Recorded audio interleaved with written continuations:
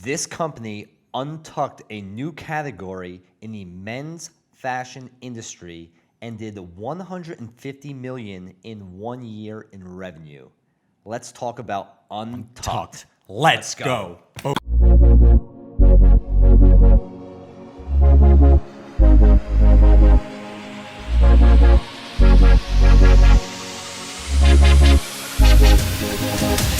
What's up, everyone? Sean Azari here with Matt Skopak. What's up, all? Welcome to Deep Dive, episode 22, where we take businesses like UNTUCKit and we dive into their business and marketing strategies such that you can start implementing them into your business. UNTUCKit was founded in 2011. 2011. 2011, yep. By Aaron and Chris. By Aaron and Chris. And what they did is they actually introduced a whole new category that already existed, but they actually created a brand around it, which is dress shirts that were meant to be untucked. Now, people that, when you look at the common dress shirts, when people want to wear them untucked, they just look loose. They don't look too long. too long. It just looks like the person's a slob. And they created a whole brand around it. They had shirts, brands had shirts that existed like that. You just had to find it or just had to, ask, but it wasn't tailored The right size, the right fit, yeah. And it wasn't a brand around that. So that's where they started. They created that category. They introduced that market. They spoke to that audience that really needed that type of product. And that's how they built their brand. And they became very successful at it. Now they expanded to the women's line as well. And kids. Their main advertising. Now before we get to our points here, I really want to explain why this brand is successful and what are some of the takeaways you could actually learn from them. The majority of their advertising was done on TV. It was very conventional. And for them, it made sense. But this brand, just think about it. The reason why it's getting successful and why it got successful is one, they created that category, right? And because of that, they introduced it, they solved that problem. They also got the funding they needed.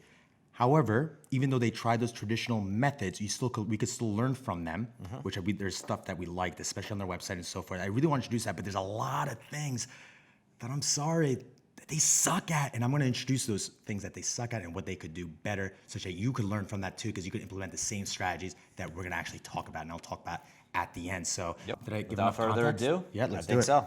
Number one, and this is something that they do well. Let me put that at the forefront. So use Amazon as another channel to gain brand recognition. And this is something that Untucked does, is a lot of companies think, hey, let me just sell on Amazon. It's great. I'll get more sales. I'll get in front of more people. You need to be strategic about how you do this. And what I mean by that and what Untucked does is if they have leftover inventory in a certain product that's not selling as well as they thought it would, they remove it from their website and then they put it on Amazon. And why do they do that? And what does this do?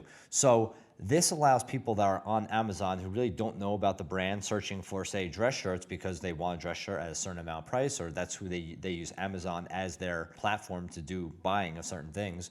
They will then see this Untucked shirt and they'll be like, wow, I like this concept. I've never heard of this company.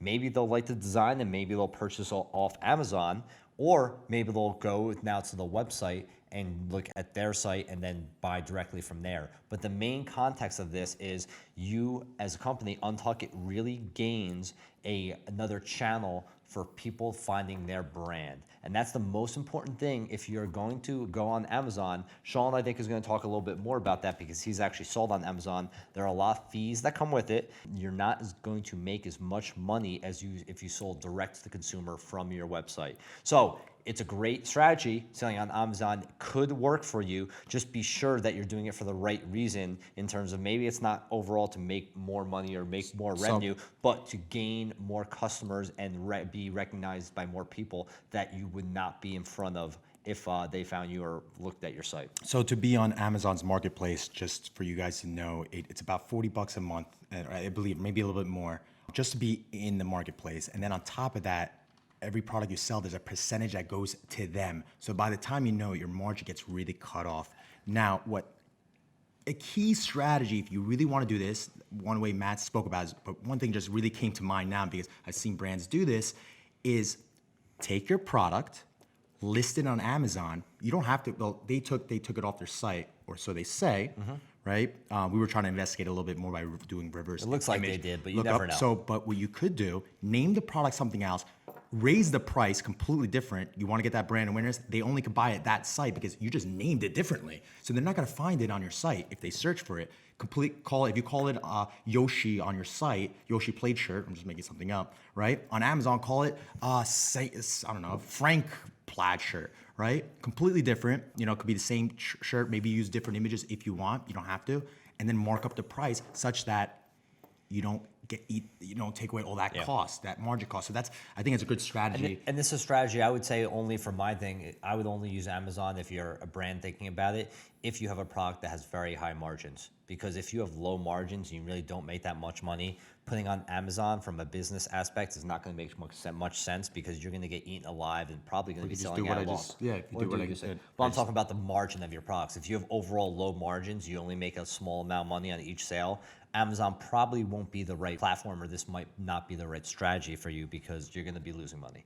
Yeah, and then again, that strategy what I just said. So like, if your product costs $5 on your site, list it $10 on Amazon. Raise it, yeah. So you could. A lot of restaurants do that with Uber Eats and all the food companies. So if you're on Uber Eats, DoorDash, they take a 30%, 25 to 40%. They list it, they raise the prices of the same exact item that you can get into the store just so they can make some of that profit back. So just an example from another industry. All right, number 2, don't waste your money advertising in cities that don't really need your product.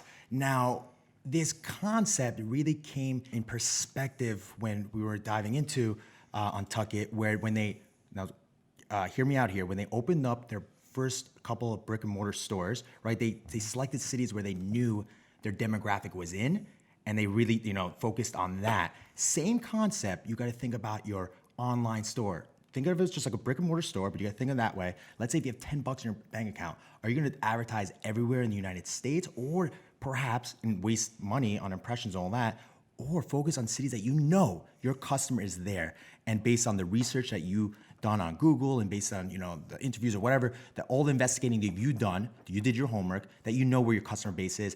And Matt, I was telling you earlier, like for example, if I have with my art company Reborn, if I have a canvas that was really New York City based, right? Maybe of a canvas of the New York City skyline. New York City skyline. Am I gonna focus on people that live in Oregon? Nope. Or perhaps more in the city location like New York, New Jersey, and so forth. I believe New York City, New Jersey. And that goes in a lot of aspects, especially when you are working with just a little bit of amount of capital, and this is your capital. You really want to focus where your demographic is. You don't want Facebook to decide, hey, let's just focus all over United States and all over Canada, wherever your region is, and let Facebook decide. Yeah. If you have a limited budget, focus on the cities that matter most. And if you have an unlimited budget and you want to collect data, yes, you expand that, you collect the data because you don't know where your customer base is as well. So the same can go from if you're only domestic product and you only sell domestically, do not market to international markets. Doesn't make any sense. Maybe you'll get some overlap, but still. And another aspect they mentioned on UNTUCKit is, I think because they expanded in the UK, right? But they know in the UK right now, right? They're more formally dressed in the US, right? And UNTUCKit is more of like informal, let's don't tuck in the shirt and so forth. So they know that, and I believe they're not gonna spend as much advertising budget on that region yet. They haven't come to that, They did open their first international store, I believe, in London, but yeah, I agree with you. Number 3, right? And this aligns great with Sean said. So should I open a retail store for my e-commerce brand? And this might be a question or a thought that goes through most people that start e-commerce brands. Hey, should I open a retail store? I know retail is dead. I always hear that. Do you think this is a good idea?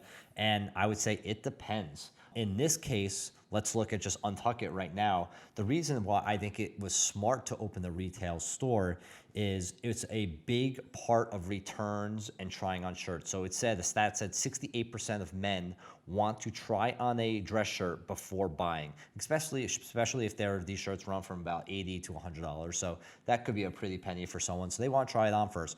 So in this case, it makes sense to open up a retail store, especially in the major cities, is kind of what they did. I think they have 87 stores now, retail stores, mostly domestically, some internationally as well. But if your item is something that people need to try on before purchase, such as UNTUCKit for shirts, such as Warby Parker for glasses, or anything else, Casper for mattresses. they've all done the same thing. Retail stores after starting an e-commerce brand. So this is another thing. If your product lends itself that you think the people need to experience it before buying, then it might make sense to open up a retail store. If then people do not need to experience it to buy it, then I really do not think there is a purpose for retail. So that's my recommendation. So I'm going to take a little step back on that as well. In today's world, the brick and mortar stores that are going to survive are the ones that really started on e-commerce first, and then based on the data and the experience and the understanding. Collecting data, number one, is very, very important, as we mentioned in every podcast.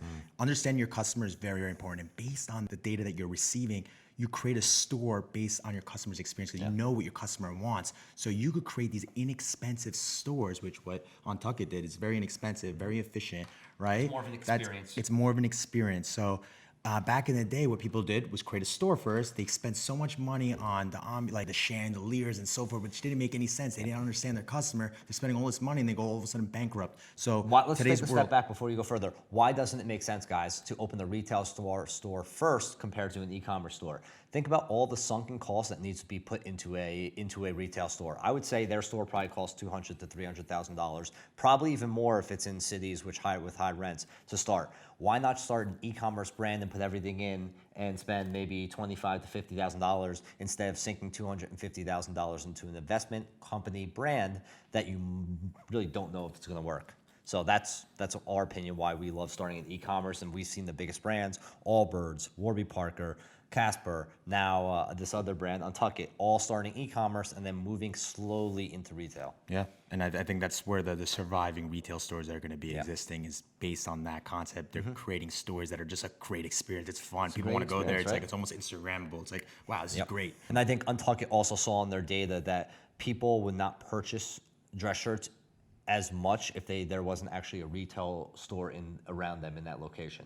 So when there's a retail store closer, they actually saw in their data that people were more inclined to buy the shirt because then they could either try it on, return it if need be. But that's another reason why they went to retail after really looking in and hearing what the CEO was saying. Love it. Shout out to Hoboken too. These guys are from Hoboken, Jersey City, Weehawken. It's nearby from us, right outside New York City. So they're right in our backyard. Yep. Number 4, I mentioned this a lot. Law of category: creating a new category, basically solving a problem or introducing a problem, and then how your product or service can solve that.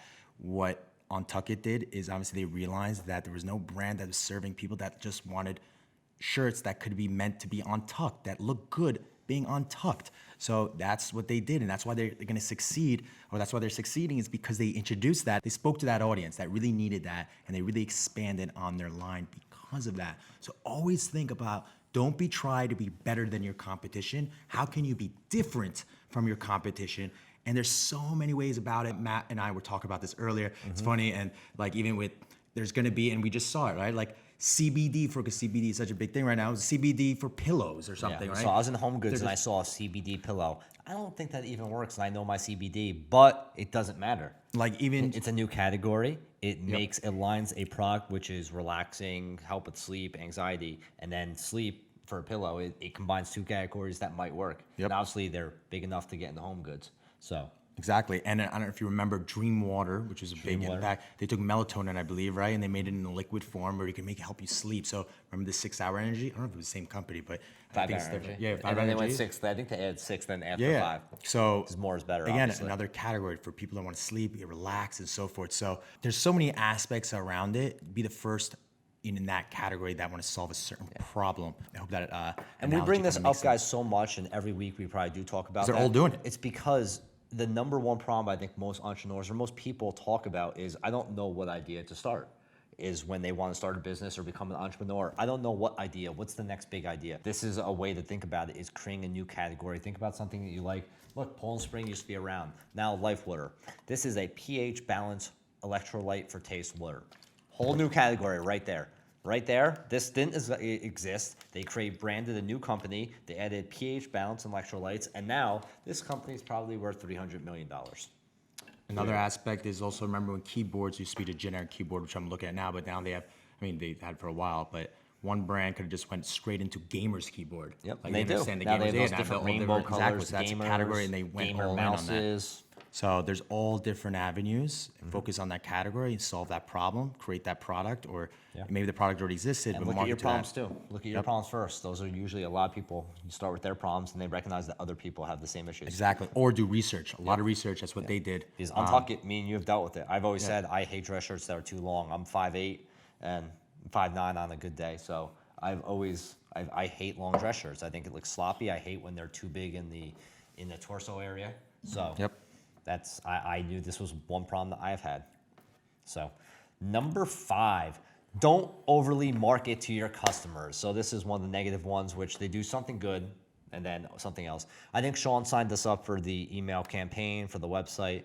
The one thing I do like, as soon as you get on their site, they have a little prompt box where you get 20% off as soon as you get onto the website. Type in your name, email address, any other data.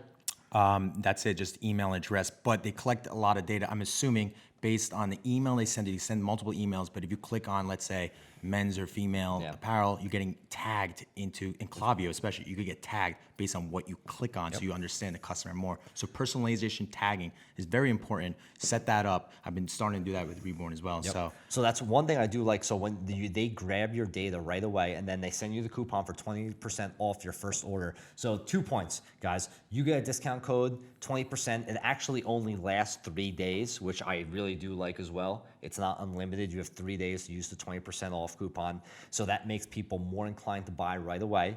And then second of all, they collect your data. Data is king, everyone, especially in the e-commerce market. The more customers and the more data that you have, the more that you can turn a cold lead or a new customer into a sale. So data is king. So I love that they get your data up front.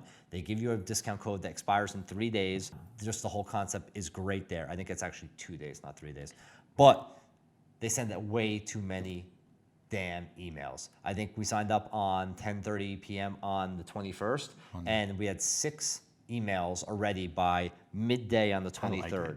Sean likes it. Of course he likes it right now, but way too many emails. And from all other research I did is they email about 2 emails every day for maybe the first month, and they back it out to 1.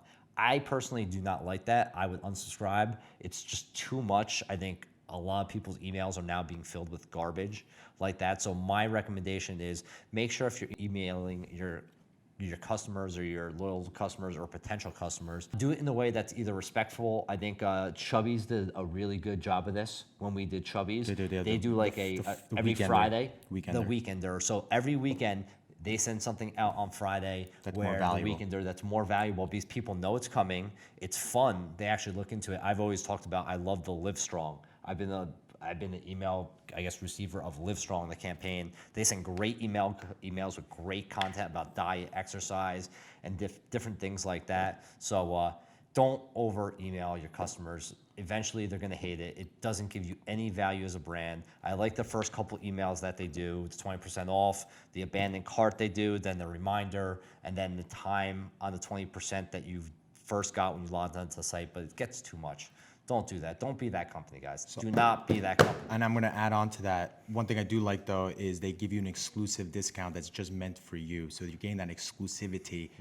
It's a unique code, which is great. However, with Shopify, when you're doing that, those codes only work at the checkout page, not the cart page. Which has to be a custom program, right? Because I know Shopify, you have to create all your discount codes for it to be able to work. No, it could automatically. Klaviyo does it dynamically. Okay. So it actually integrates with Klaviyo, Shopify. Not through Shopify. No, it integrates with Shopify and actually automatically creates in Shopify. So the exclusivity is great. What Untuckit could be doing, you guys take away from this and understand it, especially when you have a big team. I'm actually doing a lot of these mistakes, perhaps, and I'm fixing it as we go along. Is look, when I signed up for the newsletter, I got that 20% code, and I got another email, and then I got a browse abandonment. I was in that flow as well, so I got another email like, "Oh, or maybe the abandoned cart flow." So what we mean by that, guys? Just back I think it was browser abandonment. Browser abandonment. Yeah. What those are is basically if you left a page with maybe either a cart abandonment, something's left in your cart, or you just viewed a product, or you view the product and you left the page. It goes to your email. It sends you an email being like, "Hey, saw you left this in the cart. You can't live your life without this product," or something like that. So what you can do is to avoid the sending multiple emails, especially at once. I mean, I got them within very quick amount of time. Is there's features in Klaviyo, which is the email platform. It's called Smart Sending, and you could set an hour. Like, hey, if you got an email from the provider, the brand, within that hour, or like you could just separate it. If you got an email recently, you could say send this other email in like 12 hours from now, or just ignore that recipient so they don't get spam or bombarded with emails. So that's very, very important, is to set up those smart sending stuff. And Klaviyo is very smart on that. Again, I recommend Klaviyo. I think Sean was well. Yep. We don't work for them or promote for them, but they're I great. think they're You for see a the lot of price things. that you get from them and the. it's expensive, but it's worth it if you're setting up strategic flows. It gets more expensive as you get bigger. If you're smaller than 1,000 emails, I think a month it's actually a pretty good price. Yep. Sure, you up for the 6? You're up for All number right. 6. 6 is constantly read your reviews to help you enhance your product line and also to create more content. And this is how UNTUCKit does it. When they read their customer, they are constantly reading reviews, and they're adding new products based on what their customer insight. And reviews could be, it could be your Amazon Yelp reviews. is the It worst could be company ever created. It could be your reviews on your site, like you have Yapo or whatever you have integrated on your site, or it could be actually your comments on your Instagram or your social media feeds. Just reading that and understanding what your customer wants is very important. And on top of that, what I believe was it Aaron or Chris, what he does is now he creates commercials reading people's tweets, and they're hilarious, which you could find that on YouTube as well. And I think they're great. He's reading a tweet and he's answering the question, and he just makes it hilarious because it's relatable. They're spontaneous, like not like usually making fun of the brand or saying something like, "You guys didn't create this idea. There've been shirts like this all around." And he talks about like how but we're the first ones to actually focus on solving this problem. And it's a great way. And they're funny. Yep, and it's a great way to actually repurpose that on your social media feeds if you want to really answer questions that could help a broader audience. So when you don't take yourself so seriously as a company and you have some kind of personality to you, we love that over here. Exactly. So that was number 6. Now I'm going to get into points, Matt, and you could dive into some of the things I'm talking about. There's a lot of things I don't like about UNTUCKit. I want to introduce them and give you some very quickly, because I don't want this to be too long. But some of the things they could be doing, especially because they have so much money and they're really just still relying on. I mean, they're doing social ads, but not properly, and their content strategy sucks. So sorry, it does. And maybe if the owners are listening to this, they could take some feedback on this as well. So there's a lot of improvement that could be made. Fights in the middle of Hoboken. Yeah. Hopefully you don't see us, right? Number 1 is there's no storytelling strategy. You go into at least their social feeds, especially on Instagram. What they could be doing is taking some of their brand reps and maybe coming up with styling tips. They're like, I believe Drew Brees is Drew Brees? Could be. Is Drew Brees? I forgot this guy's name. I think Drew Brees is one of their brand reps, and investors I think it's Quarterback for New Orleans. Yeah. Saints. I want to hear some of his styling tips.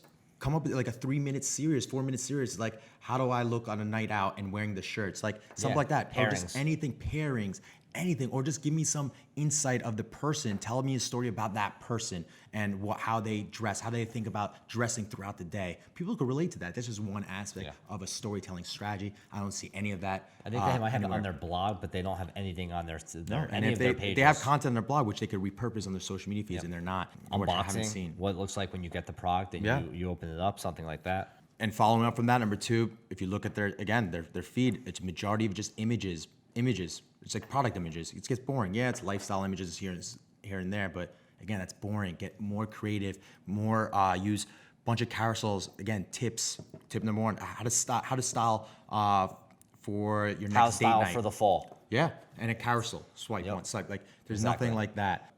You might bring this up, but I was gonna say about there's only men on the page. Oh.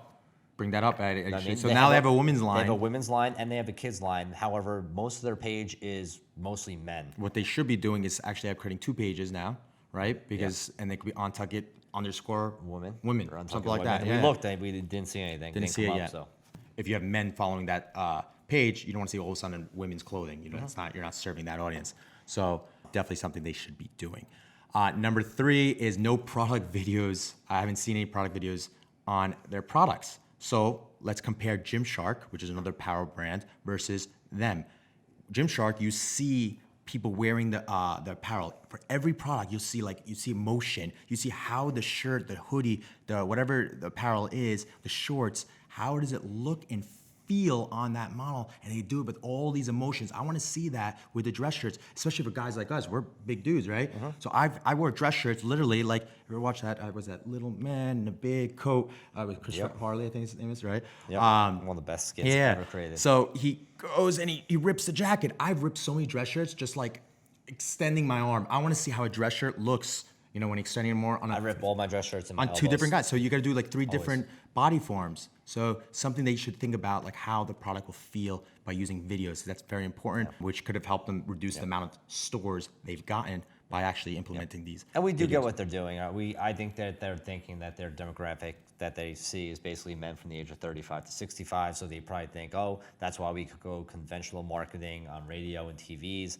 And that's why we don't really go on social media. And that's why most of the men you see But they're not are serving. older. Yeah, but I like wearing Untucked shirts. Yep, I do too. So there's the untapped market there. Exactly. And number 4, which is great, which we saw, Scopac, you just got Target as well.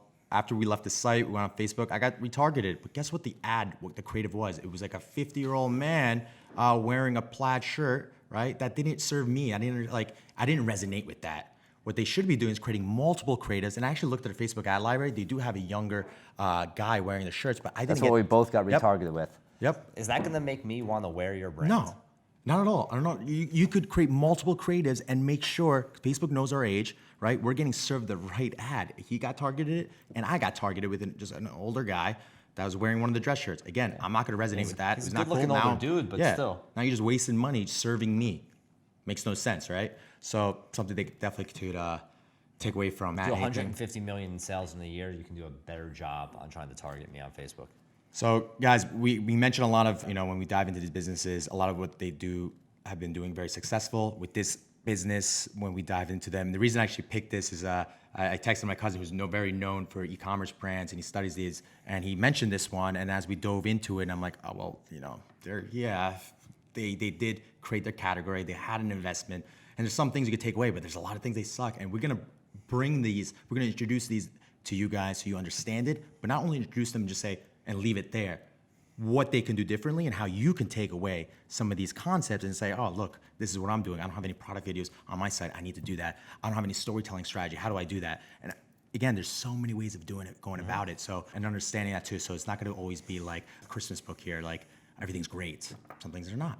And gotta make sure we introduce that. So anything else, Matt? I think that's all. Awesome, guys. If you liked the episode, give us a review. If you're listening to this on iTunes, give us a review. Give us a 5-star, hopefully. I mean, if it didn't, if it wasn't good, just let us know in a tweet if you want to give us a bad review. And we'll probably do the same thing. We'll read your tweet, we'll make a joke about it, and then we'll keep on promoting. There we go. And if you're watching this on YouTube, subscribe. Hit the thumbs up button. If you have any questions, you could tweet at mscopac or at Sean_Azari, or you can shoot us an email or just write in the comments below, again, on the YouTube channel. And then we'll see you next week. I hope you liked the episode. I really do.